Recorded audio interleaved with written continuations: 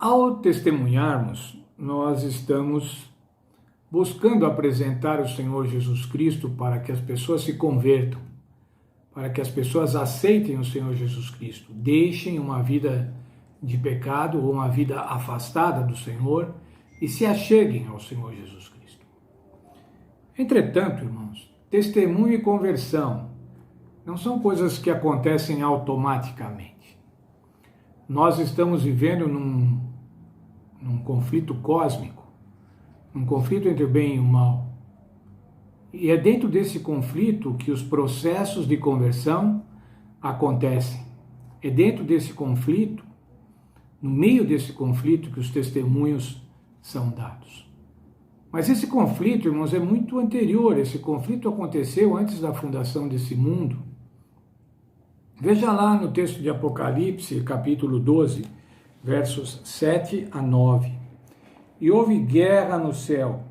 Miguel e os seus anjos batalharam contra o dragão.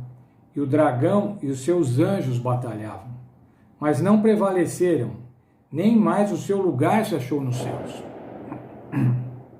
E foi precipitado o grande dragão, a antiga serpente, que se chama Diabo e Satanás, que engana todo mundo. Ele foi precipitado na terra e os seus anjos foram lançados com ele. Nessa guerra do céu, irmãos, resultou que Satanás foi lançado na terra. Satanás e os seus anjos. E o objetivo deles, então, agora, é destruir aqueles que querem chegar perto do Senhor Jesus. É destruir a obra do Senhor Jesus. O texto de Efésios, irmãos, o apóstolo Paulo está falando aos Efésios no capítulo 6 e no verso 12, e ele diz assim: pois não temos que lutar contra a carne e o sangue, e sim contra os principados, as potestades, contra os poderes desse mundo tenebroso, contra as forças espirituais da maldade nas regiões celestiais. A nossa luta, irmãos, não é contra homens, a nossa luta é contra os anjos de Satanás e o próprio Satanás. É com eles que nós temos que lutar.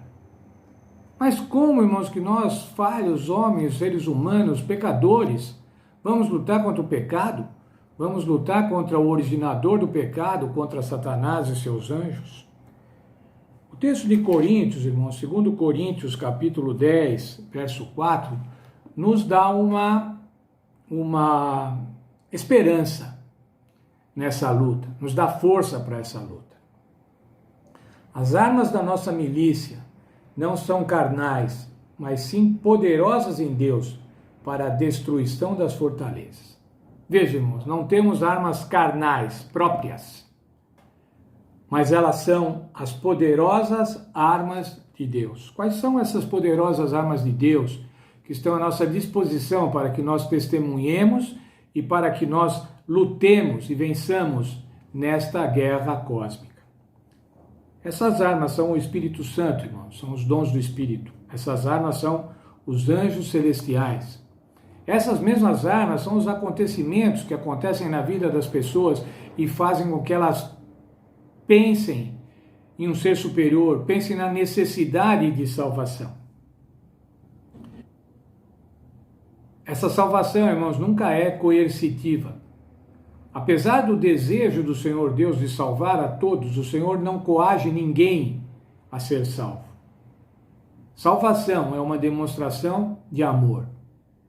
Primeiro, de amor a Deus, porque Deus amou o mundo de tal maneira, para que nós agora também possamos demonstrar amor. Não medo, não obrigação, mas amor, reciprocidade de amor.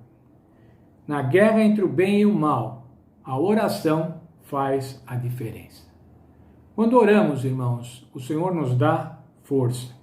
A oração intercessória, a oração pelas pessoas.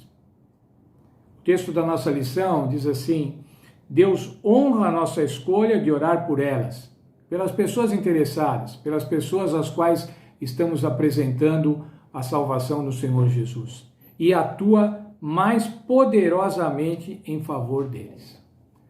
A oração, irmãos, move Deus a atuar mais intensamente, mais poderosamente na salvação das pessoas. Nossa lição tem um texto muito bonito, texto da página 46. Lá diz o seguinte: ao tratarmos do assunto da oração intercessória, devemos humildemente reconhecer que não entendemos perfeitamente a atuação de Deus. Não entendemos completamente a atuação de Deus. Mas isso não deve impedir que participemos continuamente das bênçãos que a oração oferece a nós e aos outros.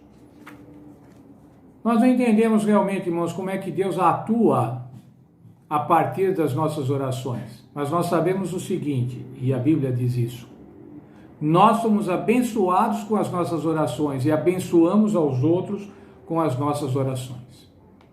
Por isso, irmãos, nós devemos orar continuamente. Por isso nós devemos orar pelos outros, pelos aqueles a quem vamos testemunhar, por aqueles que nós ainda nem sabemos que vamos testemunhar.